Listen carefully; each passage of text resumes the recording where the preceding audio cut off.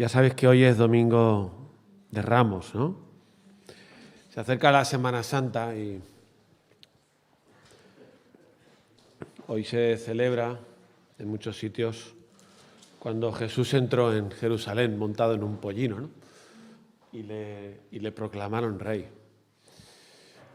Y nosotros seguimos con la carta a los romanos. Y hoy nos toca un capítulo, que es el capítulo 6 de Romanos, que es un capítulo que nos introduce en un nuevo tema. Es otro tema un poco diferente, gracias, a lo que hasta ahora venimos tratando, ¿vale?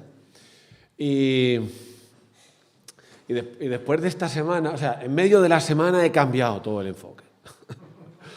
Así que vamos a ver cómo sale, ¿eh? Pero porque tenéis que saber que yo estoy preparando a la vez otra predicación para Libertad, el día 11, que es un culto evangelístico, y como estoy preparando las dos cosas a la vez, resulta que las dos cosas son iguales. Y digo, pues voy a hacer lo que tengo para Libertad y os voy a usar de conejillos de indias. No, es broma, ¿eh? O sea, coincide que coincide. Coincide que coincide. Espera, que voy a echarle esto un poco de... Pues se me están empañando. Ya, lo que me gustaría hacer ahora es resumir lo que hemos tratado desde que empezamos Romanos. Y no os preocupéis porque creo que no es largo, creo, ¿eh? No es como la semana pasada, que se pasó el predicador una horita allí con el primer Adán y tal, ¿eh? Yo me lo escuché, Isaac, en el vídeo. Yo creo que no, yo creo que no llegaré ahí. Mira, el título del domingo 11 de... Como vosotros no vais a estar, pues lo puedo decir. El título es Necesitamos el mejor abogado. Es el título. Hablando con el que hoy está predicando en San Boi, él decía, búscate el mejor abogado. Y yo dije, o sea, búscate suena como que te lo tienes que buscar tú. Y yo pensé, necesitamos, queda mejor. Porque yo también lo necesito, ¿no? Fíjate que una manera de resumir todo lo que hasta ahora hemos estado viendo en esta carta a los romanos es este título. Necesitamos el mejor abogado. Y vais a ver, lo que hemos estado viendo hasta ahora está en dos porciones que van de Romanos 1:18 hasta Romanos 3:20. Esa es una porción y es un tema. Y luego Romanos 3:21 hasta Romanos 5:21, que es como acabasteis la semana pasada, es otro tema. Es una manera de explicarlo. No digo que sea la única manera de explicarlo, ¿de acuerdo? Fijaos, ¿os acordáis? Yo no sé si os acordáis o no, pero bueno, la idea es recordarnos y la idea es resumirlo y tenerlo todo presente, ¿vale? Y entender por qué ahora viene el tema de hoy, ¿de acuerdo? Entonces yo voy a intentarlo, con la ayuda del Señor, le he pedido al Señor que me ayude. Y entonces, a ver si vosotros también estáis ahí con cara de atentos y entonces eso me ayuda a mí, ¿no? Entonces, ¿qué dice Romanos 1:18 a Romanos 3:21? Todo ese pack. Pues mira lo que dice. Dice que el ser humano tiene un problema con la justicia de Dios. Esto sería el resumen.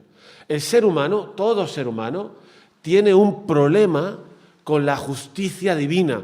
Por eso necesitamos el mejor abogado. Claro, este tema de necesitar un abogado nos sitúa en... No sé si habéis estado alguna vez en un juzgado, delante de un juez, y hay abogados, está el fiscal y tal, ¿no? Es una escena muy... Yo he estado, y no como acusado, pero sí como testigo. Y es como muy serio, o sea, impresiona. No puedes hablar, y como te muevas o hables o no sé qué, el juez te dice, cállese, o sea, ¿sabes? Es como que impresiona. Y realmente lo que estamos viendo en Romanos es muy serio. O sea, si pasa Romanos y en nuestras vidas no ocurre nada, es como si no hubiéramos escuchado todo lo que hemos oído. tenemos un problema grave, porque la primera parte de Romanos dice que tenemos un problema con la justicia de Dios. ¿Por qué tenemos un problema con la justicia de Dios? Porque el ser humano, todo ser humano, es culpable de atentar contra la ley de Dios, ¿no? Dios es el creador, Dios es juez también, y entonces Él tiene una ley. Aquí en la tierra tenemos leyes, las conocéis, ¿no? El Código Penal, el Código Civil, las normas de tráfico, hay leyes. Cuando tú te saltas una ley, pues tienes un problema con la justicia. Si te saltas un semáforo, bueno, no vas a un juzgado, pero depende de lo que pase luego. Pero te ponen una multa. Y la ley, entonces, te condena a algo. Puede ser una multa, en un caso muy grave podría ser ir a la cárcel, en otro caso sería que te retiren el carné. ¿Lo entendéis, no? Hay leyes humanas. Esto lo entendemos muy bien. Y a nadie le gusta tener un problema con la justicia humana, porque quiere decir que te has de buscar un abogado, que te van a citar, etcétera, etcétera. Pero ahora no hablamos de la justicia humana ni de la ley humana. Lo que estamos diciendo es que hay leyes divinas ante las cuales vamos a rendir cuentas algún día. Y lo que sentencia Romanos 1:18 a 3:20 es que todos somos culpables de transgredir la ley divina. ¿Todo el mundo aquí conoce los 10 mandamientos? ¿Habéis visto la película? ¿Habéis leído Éxodo 20? Los 10 mandamientos. ¿Qué son los 10 mandamientos? La ley de Dios dada al pueblo de Israel, y esa ley tiene, por ejemplo, un mandamiento que dice no matarás. También lo dice el Código Penal español. Si tú matas a alguien, vas a tener un problema con la justicia humana. Pero en los 10 mandamientos aparece también esa ley, ¿vale? ¿Sabéis qué pasa normalmente en la conciencia de la gente en general? Que cuando tenemos que pensar en si somos culpables o no, si tenemos un problema o no, miramos ese tipo de delitos. La gente dice, yo no he matado a nadie. ¿Os suena? ¿Tú crees que vas a ir al cielo? Yo le pregunto esto a la gente, ¿tú crees que vas a ir al cielo cuando te mueras? Gente que no es cristiana, ¿eh? Dice, pues supongo que sí, porque yo no he matado a nadie. Claro, es que la gente no va matando normalmente a nadie por ahí. Pero la ley de Dios, fíjate en los 10 mandamientos, por ejemplo, hay otros mandamientos en la ley de Dios. La ley divina es más exigente. La ley divina, por ejemplo, establece que honrarás a tu padre y a tu madre. Y si tú no obedeces esa ley, estás atentando contra la ley. También dice no cometerás adulterio.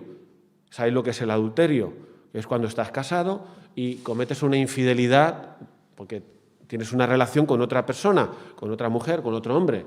Eso es adulterio, eso es infidelidad. Hoy en día tú no irías a un juzgado porque alguien te acuse de adúltero o de infiel. No es un delito ante el Código Penal. No lo es. Probablemente es inmoral, probablemente te aseguras un divorcio y buscarás un abogado para eso. Pero en la ley de Dios sí es un delito, porque la ley de Dios es otra ley y es una ley ante la que vamos a tener que rendir cuentas algún día, ¿vale? ¿Entendéis el ejemplo, no? También en los 10 mandamientos encontramos otros mandamientos, por ejemplo, pues que no codiciarás la vaca del prójimo o la tierra del prójimo o la mujer de tu prójimo. La envidia, la codicia es un delito según la ley de Dios. Eso lo hemos visto en Romanos 1, que habla de la envidia, habla de la soberbia, habla de una serie de cosas que todo ser humano hace y que según la ley de Dios sí son un delito, llamamos pecado, pero según la ley humana no. Entonces, ¿ante qué ley vamos a ser nosotros juzgados? Aparte de la humana, ante la ley divina. Y lo que dice Romanos 1, que ya lo hemos repetido, es que todos, dice Romanos 3:10, no hay justo ni uno, no hay nadie que no tenga ningún delito frente a la ley de Dios y que por lo tanto será juzgado y condenado como culpable. Eso es la mala noticia, la tragedia, ¿no? Tenemos un problema. Dice Romanos que por cuanto todos pecaron. Pero fíjate cómo esto se complica, porque luego viene Jesús en el Sermón del Monte y dice, oísteis que fue dicho, Mateo capítulo 5, no matarás, que es la ley, ¿no? Los 10 mandamientos. Pero yo os digo que cualquiera que se enfada, no que mata, no, que se enfada con su hermano es culpable. Cualquiera que insulta es culpable. Cualquiera que menosprecia a un hermano es culpable. ¿Te das cuenta cómo es la ley divina? Es más fuerte, ¿verdad? Más difícil. Es imposible para ningún ser humano cumplir todo lo que la ley de Dios establece. Y luego viene y dice, oísteis que fue dicho, no adulterarás, no cometerás adulterio, lo dice en los 10 mandamientos. Pero yo os digo, dice Jesús, te sube el listón y dice que cualquiera que mira a una mujer y la desea en su corazón, ya adulteró con ella. Por lo tanto, tiene razón Romanos cuando dice no hay justo ninguno. Y luego dice Jesús allí en ese sermón, tienes que amar a tu enemigo. No sé, ¿quién de aquí ama a su enemigo? Ora por el que te persigue, bendice al que te maldice, haz bien al que te hace daño. Haz bien al que te... Jesús tiene un listón, la ley divina es tan alta que es que todos nosotros somos culpables. Y luego, por último, para acabar, ¿qué dice Jesús? Que es el primer gran mandamiento de la ley de Dios, donde todos hemos sido pillados y cometemos ese delito, en no amar a Dios con todo nuestro corazón. Es el primer mandamiento de la ley de Dios, ¿no? Amarás al Señor tu Dios con todo tu corazón y toda tu fuerza, toda tu mente. Ay, ¿quién ama a Dios con todo el corazón? ¿Quién ama a Dios como Dios se merece? Por lo tanto, tiene razón Romanos cuando dice, no hay justo ni uno, y por cuanto todos pecaron, están destituidos de la gloria de Dios. ¿Sabes cómo Jesús empezó su primer discurso de ese sermón del monte al que he hecho alusión? ¿Sabéis cuál es la primera bienaventuranza? ¿Cuál es la primera? Bienaventurados, Mateo 5:3, los pobres en espíritu, ¿no? Que significa, y aquí es el final de esta parte, y todos nosotros deberíamos de preguntarnos si estamos en esa onda, en esa línea de nuestro pensamiento. Bienaventurados aquellos que delante de Dios y de la ley de Dios saben reconocer su miseria espiritual. Bienaventurados los que saben reconocerse pecadores, miserables, delante de Dios y lloran. Esto no va a ocurrir si uno no se ha mirado en el espejo de la ley de Dios, la cual nosotros no podemos cumplir, no cumplimos. Por eso somos, según Romanos, culpables, y hay una sentencia condenatoria y hay una condena, que es la muerte y que es la separación eterna de Dios. De manera que si no resolvemos este tema, nosotros, si muriéramos hoy, no estaríamos en la presencia de Dios. Si muriéramos hoy y no hemos resuelto ese problema con la justicia divina y morimos hoy aquí, todos aquí chafados por el edificio, por ejemplo, no estaríamos con Dios por la eternidad. Ese es el gran problema que presenta Romanos 1:18 hasta el 3:20. Ahora, ¿cómo te ves tú? ¿Cómo me veo yo?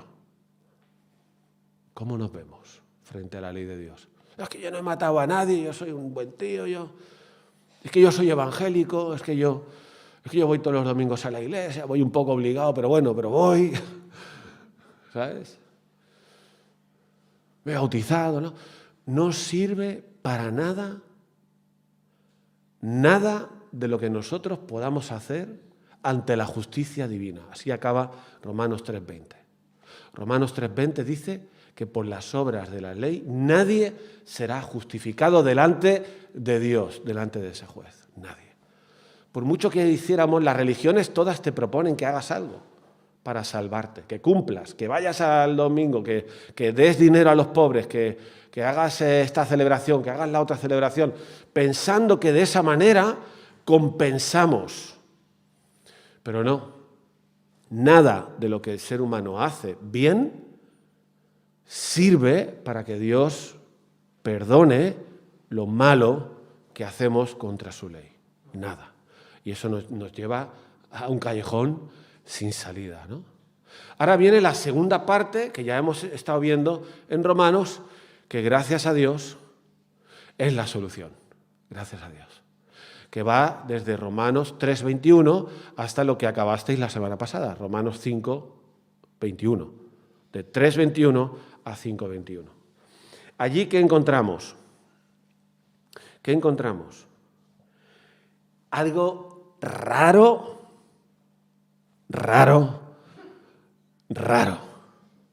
Yo he estado en un juicio, está el abogado, está el juez.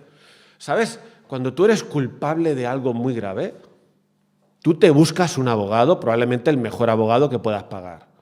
Si el delito es muy grave, si hay una posible condena de prisión, ya te lo dicen, ¿eh? Yo he estado, ya sabéis que algunos que he estado en una cosa, y me acuerdo que alguien me decía, no, búscate el mejor abogado para esto. ¿No? Entonces, cuando hay un delito grave y una condena grave, te dicen que busques el mejor abogado, pero te lo buscas tú y te lo pagas tú. Ahora, fíjate lo que es extraño aquí, que Dios, que es el juez, que ya hemos dicho lo que hace, Él ha buscado el abogado. Esto no lo hace nadie, ningún juez te busca a ti, tu abogado, que te pueda defender ante la ley que el propio juez dice que te condena, que te sentencia como culpable y te condena. No, al juez le da igual eso, o sea, ya te buscarás tú la vida, ¿me entiendes? Ya te buscarás tú un abogado.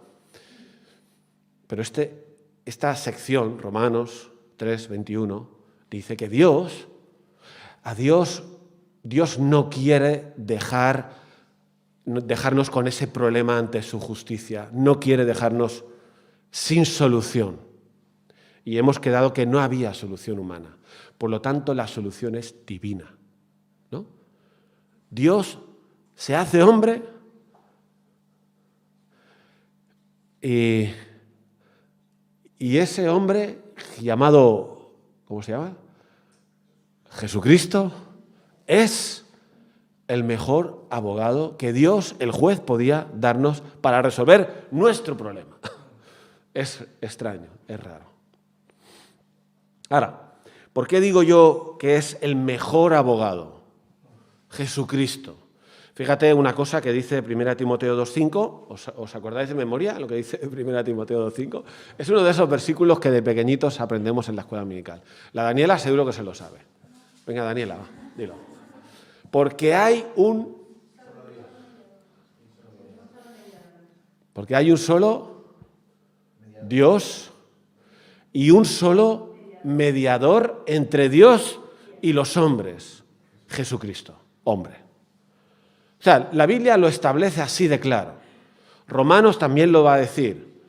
No hay nadie más, no hay ninguna persona que te pueda ayudar.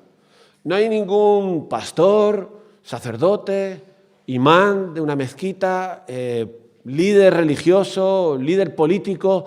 Solo hay un mediador.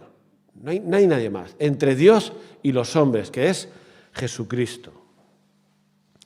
Ahora, ¿por qué decimos que Jesucristo es el mejor abogado? ¿Sabéis?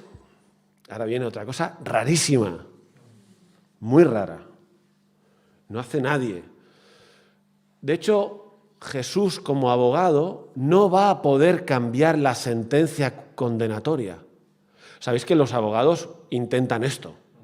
Si estás en un juicio, entonces el abogado intenta como justificar un poco, que si hiciste algo mal, pues es que se te fue la olla, o habías bebido, o es que estabas bajo presión. A ver si el juez tiene misericordia y en vez de condenarte a 20 años, pues te condena a 10. ¿No? Un abogado va a intentar que la sentencia te sea más favorable. Este abogado, Jesús, no puede cambiar la sentencia. No puede.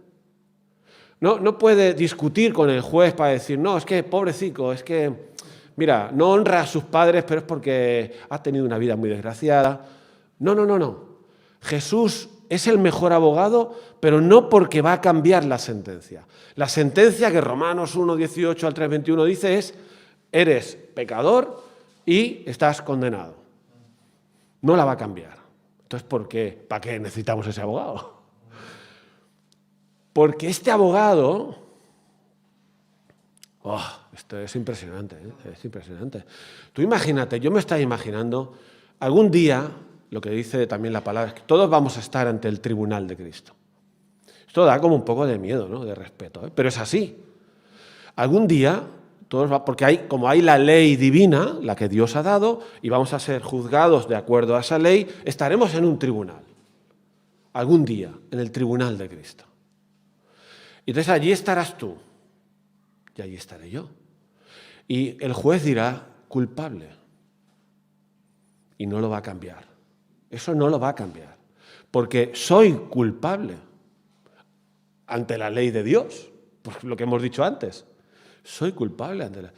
Y entonces el abogado Jesucristo no podrá decir, no hombre, padre, juez, déjalo pasar a este que... No podrá decir eso. Si Jesús es el mejor abogado, no es porque podrá cambiar eso en aquel día que estemos allí. ¿Sabes lo que pasará? Que cuando el juez diga a Rubén Millar, culpable, el abogado saldrá y dirá al juez, tienes razón, es culpable. Tienes razón en la sentencia. Por culpa de su pecado, ha de estar apartado de Dios toda la eternidad. Pero le dirá al juez, mira mis manos, mira mis pies. Yo, el abogado, y eso es lo raro, di mi vida en la cruz para que éste no tenga que cumplir la condena. Y entonces ya la he cumplido yo por él. No me dirás que eso no es raro. ¿Conoces a algún abogado que ante el juez cumpla él la condena que merece el que ha sido sentenciado como culpable? ¿Conoces? ¿Por qué Jesús es el mejor abogado? Romanos 3:21 a 5:21, porque Él, en la cruz, cuando moría, estaba cumpliendo con la justicia divina en nuestro lugar.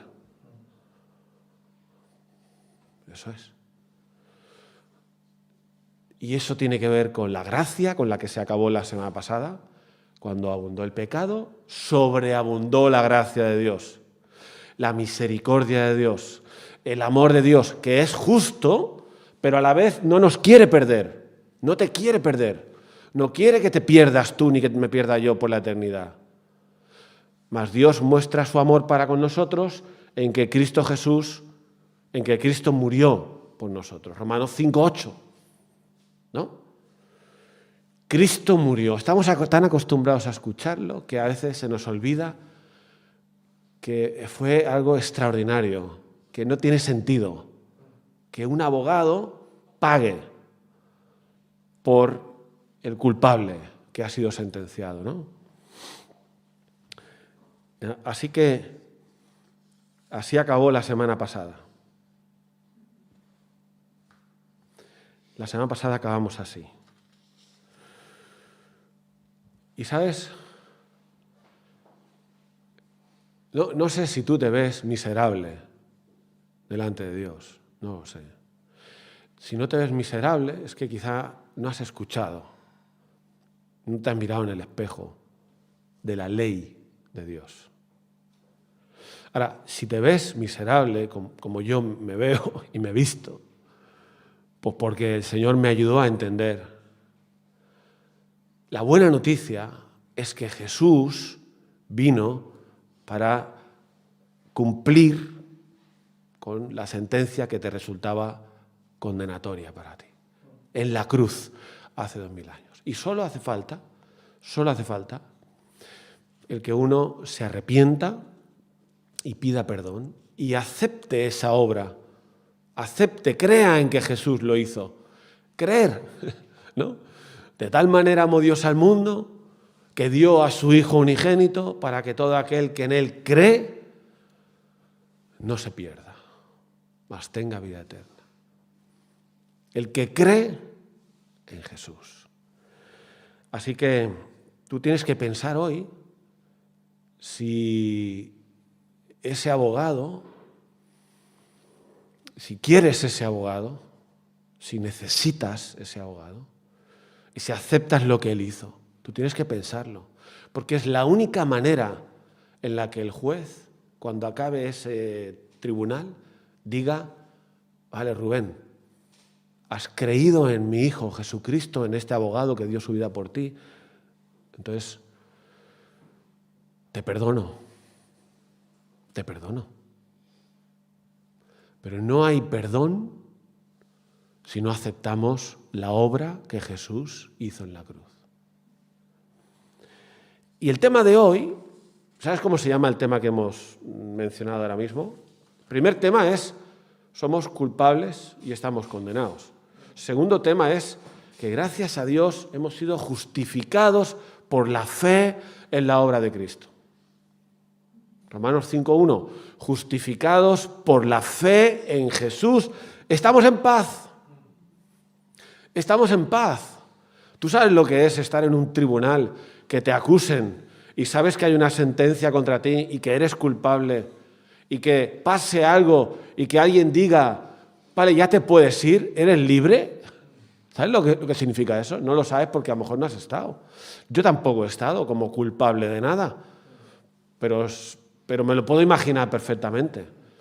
La tranquilidad que tiene un acusado, que sabía que le podían caer no sé cuántos años, que de repente no le caen, o tenía que pagar una multa de no sé cuánto y viene otro y se la paga, y eres libre.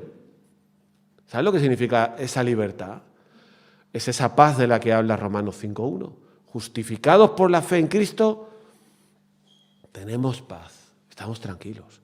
Es como cuando has tenido una deuda o no podías pagar un alquiler o una hipoteca y se te ha acumulado y viene alguien y te ayuda y te quedas tranquilo, ¿no? Ya estás tranquilo.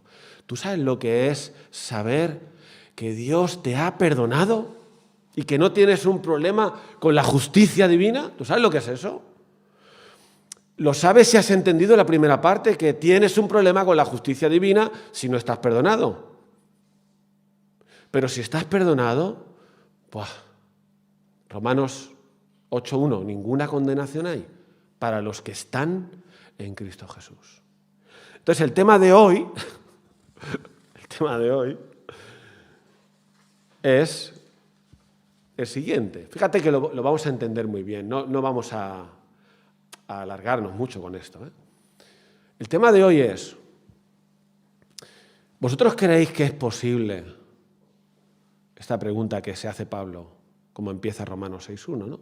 ¿Es posible que si a mí me han perdonado todo y yo estoy libre, ahora me aproveche de eso y siga haciendo lo malo? ¿Creéis que es posible? Yo estaba pensando en esto y creo que sí que es posible. Porque si tú sabes 100% que lo que hiciste en el pasado se te fue perdonado y lo que hoy hagas también te lo va a perdonar porque Cristo pagó por eso, y lo que hagas mañana te lo va a perdonar también porque Cristo pagó por eso, si tú sabes que eso es así, ¿acaso no nos podemos relajar siguiendo con nuestra tendencia antigua a faltar a la ley de Dios? Sí. te puedes relajar. Porque está resuelto el problema. Es como si debo un montón de dinero de multas de coche, ¿no? Y viene alguien, mi madre, porque solo las madres harían esto, viene tu madre y te paga esas multas, te las paga. 10.000 euros que tenía ahorrados para algo que un hijo necesitara en la universidad, y a otro hijo le tiene que pagar 10.000 euros de multas. ¿Tú sabes que es posible que ese hijo, cuando la madre le ha pagado los 10.000 euros de multa a un coste alto para ella, de su sufrimiento y sacrificio de toda la vida, de ahorrar, ese hijo es capaz de, ya que me lo han pagado, y sé que mi madre igual me lo pagará otra vez, entonces sigo cometiendo infracciones de tráfico? ¿Es posible? Sí, porque te relajas, porque sabes que no tendrás un problema con la justicia. ¿Sí o no? ¿Se entiende? Entonces Pablo se pregunta eso en Romanos 6. Entonces dice él, y este es otro tema ya, estamos en otro tema. ¿Vamos a seguir cometiendo delitos porque Dios nos va a perdonar? Dicho de otra manera, ¿vamos a perseverar en el pecado para que la gracia abunde? ¿Y tú qué dirás? ¡No! Dice, de ninguna manera. Romanos 6.1, ¿lo tenéis? Ahora ya podéis buscarlo. Romanos 6.1. ¿Qué pues diremos? ¿Perseveraremos en el pecado para que la gracia abunde? O sea, ¿voy a tener el morro? ¿Voy a tener el morro de aprovechar que tengo un abogado que ha pagado todo y que va a seguir allí mediando entre yo y Dios para seguir haciendo lo que me dé la gana, para seguir pecando, para no darle importancia a esos delitos que antes cometía y que ahora, pues, ¿por qué no voy a seguir cometiéndolos? Si tengo el mejor abogado conmigo, ¿no? ¿Entendéis la cuestión? Claro, la respuesta es contundente. Versículo 2. De ninguna manera. No tiene ningún sentido. Esto es contrario a la lógica. Fija cómo acaba el 14, que es la sección que nos toca. El 14 dice lo contrario de la pregunta. Dice que el pecado no se enseñoreará de nosotros porque no estáis bajo la ley, sino bajo la gracia. O sea que la gracia, cuando tú la entiendes, no te ayuda a pecar más, sino lo contrario, te ayuda a pecar menos. El pecado no se enseñoreará, no se hará dueño de ti, porque estás bajo la gracia. Y si lo has entendido, y yo lo he entendido, entonces no voy a tomarme a la ligera ya ese asunto, ¿vale? Ahora, hay dos argumentos aquí, dos argumentos que Pablo explica de por qué eso no puede ser así. ¿Por qué no puede ser así? Porque yo ya, ahora que ya he sido justificado, ya no puedo seguir igual. No puedo hacer las mismas cosas que antes. De malas, las malas. Dice dos razones. Fíjate. Y como se repite mucho, por eso digo que no es tan difícil en realidad este pasaje, ¿eh? Como se repite mucho, pues lo diremos, es un tema y otro, son dos cosas que hay que saber aquí. Dos, ¿vale? Dice, versículo 6, el 2, ¿no? Estamos en el 2. Dice, ¿vamos a seguir en el pecado para que la gracia abunde? De ninguna manera, porque los que hemos muerto al pecado, ¿cómo viviremos en él? O sea, si has muerto, ya no puedes seguir haciendo nada. Un muerto ya no hace nada, ¿no? No puede hacer nada, está muerto. Ahora, si hemos muerto al pecado, ya no podemos pecar. ¿Se entiende? Ya sé que luego la pregunta que a uno le surge y rápidamente es, sí, pero lo que estás diciendo está muy bien, pero en realidad yo soy consciente de que sigo haciendo cosas que están mal. Pero ahora olvídate de eso. Eso viene en el capítulo 7 de Romanos y 8. Hoy no te toca pensar así. Hoy te toca pensar conforme al capítulo 6, ¿vale? O sea, que no hagas esa pregunta ni digas eso, ¿vale? Ahora, fíjate, dice ahí los que hemos muerto al pecado. Y ahora, mira el versículo 6.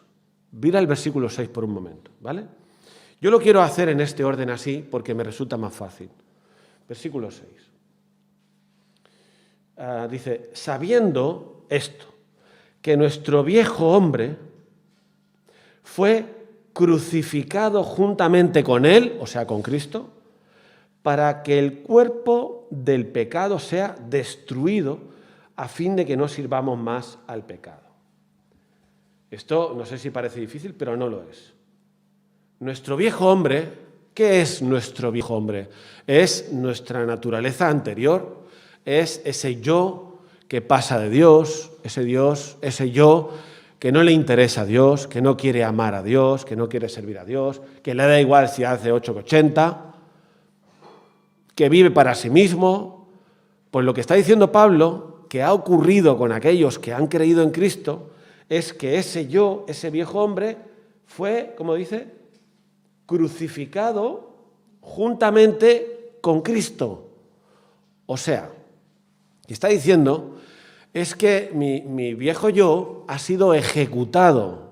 ¿Sabéis lo que quiere decir eso? Crucificado. Ha muerto.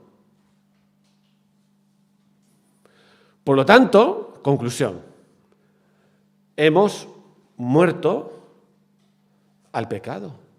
Igual tú no lo sabías, pero es lo que dice aquí, que aquellos que han creído,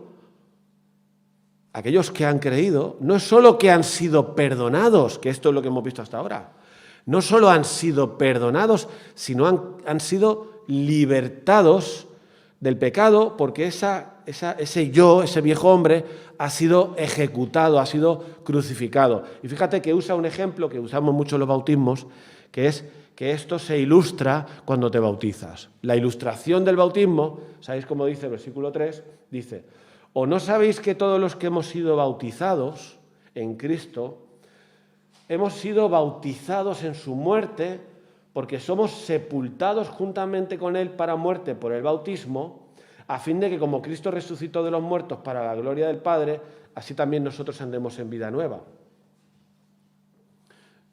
¿Os acordáis de lo que se hace en el bautismo?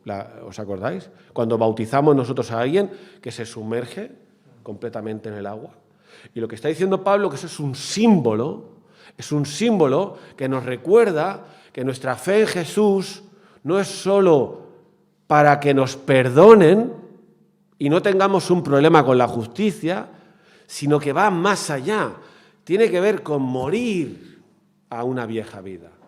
Tiene que ver con crucificar el viejo hombre. Tiene que ver con morir al pecado. Entonces yo ahora estoy muerto al pecado. Dítelo a ti mismo.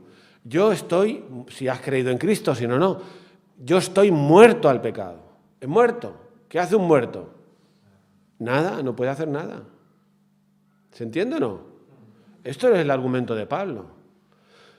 Estamos muertos. Por eso dice, versículo 11, ¿qué dice? Así también vosotros, consideraos muertos al pecado, pero vivos para Dios. O sea, no solo que sabemos que hemos muerto, sino que nos tenemos que considerar nosotros. ¿Qué quiere decir esto de consideraos? Que penséis correctamente sobre vosotros mismos cuál es vuestra nueva identidad. ¿Qué identidad tienes tú ahora cuando has creído en Cristo? Pues tienes una identidad no solo que se basa en el perdón. Sí, me han perdonado, sino que se basa en que ahora estoy muerto al pecado y vivo para Dios. ¿Sí? Sabemos y consideraos. ¿Y cuál es la conclusión final de este razonamiento? Lo hemos visto en el versículo 6, hemos leído ese versículo antes que dice que el viejo hombre fue crucificado juntamente con Cristo, dice, para que el cuerpo del pecado sea destruido a fin de que no sirvamos más al pecado. O sea, para que, literalmente en griego, lo que quiere decir es que para que el pecado pierda fuerza. El pecado, que antes era nuestro amo, nuestro dueño, le servíamos a él, ahora, como ha sido crucificado nuestro viejo hombre con Cristo en la cruz, y esa es nuestra nueva situación, ya no tiene la fuerza que tenía. No sé si te lo crees. Es lo que dice ahí. Ya no tiene la fuerza. Por eso dice para que no sirvamos más al pecado. Y por eso dice en el 12, ¿qué dice en el 12? Que sería como la aplicación para nosotros: no reine pues el pecado en vuestro cuerpo mortal. No reine, no gobierne, no domine. ¿Sabes qué? Ahora somos libres para decir que no.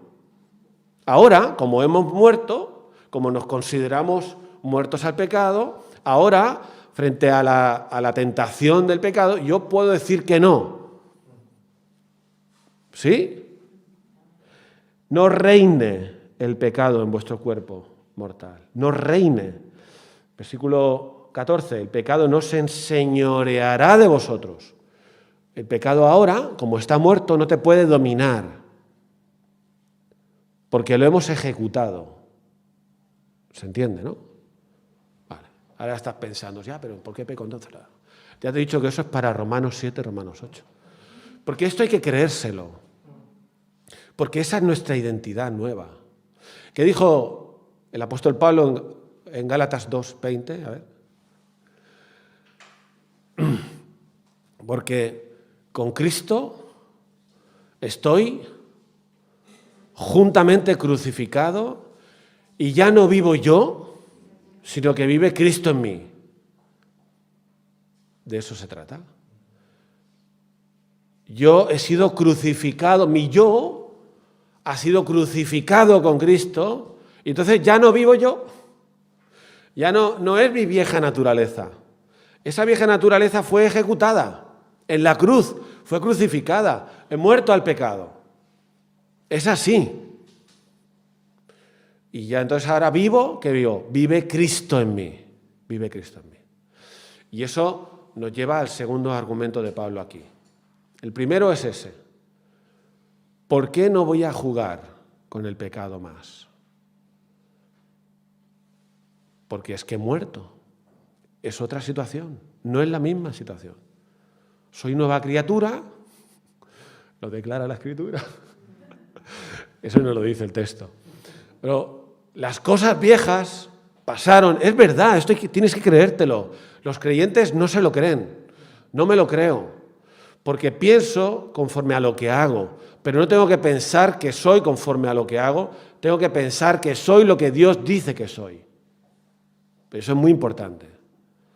Entonces, por último, aquí el otro argumento, que está en el tema del bautismo, en el símbolo del bautismo, fijaos que lo hemos leído en el versículo 3, hemos leído. ¿No sabéis que todos los que hemos sido bautizados en Cristo, fíjate las dos cosas, las dos realidades, hemos sido bautizados en su muerte, ¿vale? Porque somos sepultados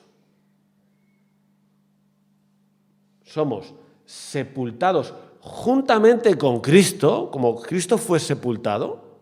¿Os acordáis que Cristo fue sepultado después de morir? Tú y yo, en el bautismo, simbólicamente, hemos sido sepultados con Él. ¿Para qué?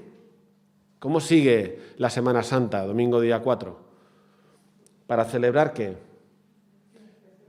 Claro, dice, a fin de que como Cristo resucitó de los muertos por la gloria del Padre, así también nosotros, ¿qué dice? Andemos en vida nueva. Esta es la otra realidad que Pablo utiliza aquí como argumento para convencernos de que ya no tiene sentido el pecado en nuestra vida. Por un lado, porque hemos muerto al pecado. Nuestro viejo hombre ha sido crucificado juntamente con Cristo. Pero la segunda razón es que hemos nacido, como Cristo resucitó de la muerte, nosotros hemos nacido para una vida nueva, que no tiene nada que ver con ese viejo hombre. Nosotros ahora tenemos otra naturaleza en nosotros, que se puede dedicar a lo que Dios espera que nos dediquemos. Por eso dice, vamos a leer el 12, ya estoy acabando, 12 y 13. Dice, no reine pues el pecado en vuestro cuerpo mortal, de modo que le obedezcáis en sus apetitos. Tampoco, dice, presentéis vuestros miembros al pecado como instrumentos de iniquidad, sino presentaos, ¿vale? Esto es lo que hemos dicho que ha muerto. Entonces, ¿ahora qué hay que hacer? ¿A qué nos tenemos que dedicar? Presentaos vosotros mismos a Dios como vivos y vuestros miembros a Dios como instrumentos de justicia. ¿No? Pablo está diciendo que seguir pecando no tiene ningún sentido. ¿Por qué? Porque hemos muerto y porque hemos sido justificados para otra cosa, no para seguir haciendo lo mismo. Que aquí el asunto no es ser justificado solamente, como si te quisieras librar de un problema con la justicia divina. No es ese el tema solo. El tema que empieza hoy en Romanos 6 es que eso ha ocurrido para que ahora vivamos otra vida. Si el tema de Romanos 3:21 a 5:21 es la justificación, Romanos 6 al 8 es la santificación. Que ahora yo ya no soy lo que era y ahora tengo que ser como Jesús, tengo que ofrecer mis miembros, como dice aquí, a Dios como instrumentos de justicia, como instrumentos de una vida justa, según la voluntad de Dios. Fíjate lo que dice el 22, eso lo hará el próximo que predique, ¿vale? Pero yo me adelanto. Versículo 22. Pero ahora que habéis sido libertados del pecado, ¿no? Está dando por sentado. Ahora, si has sido justificado, no solo has sido perdonado, sino que has sido libertado del pecado y hecho siervo de Dios. Tenéis por vuestro fruto, ¿qué? La santificación y como fin la vida eterna. Hemos sido libertados,